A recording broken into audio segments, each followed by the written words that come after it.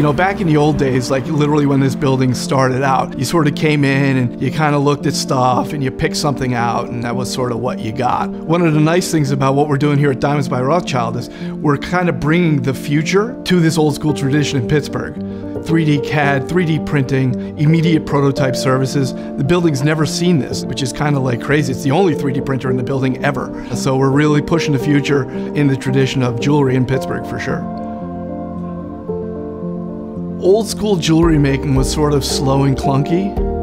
And so Envisitech sort of came to this process that was kind of already in place, but we just needed to tweak it a little bit for our space, was to rapidly print models so that the consumer can enjoy it during their meeting. I can literally show a customer a 3D model in an hour. That is revolutionary and groundbreaking. 3D printing allows us to push design. It allows us to push innovation. It allows you to live without inventory if you needed to. Your ideas are your inventory. And so imagine having just this unlimited inventory of just designs that you can design in CAD, print on a 3D printer, and then present to the client almost in a seamless fashion, just like it was a retail transaction. 3D printing is going to enhance craft. It's going to enhance the future. I personally believe that this is literally the savior of our industry, the savior of American manufacturing. That's super special.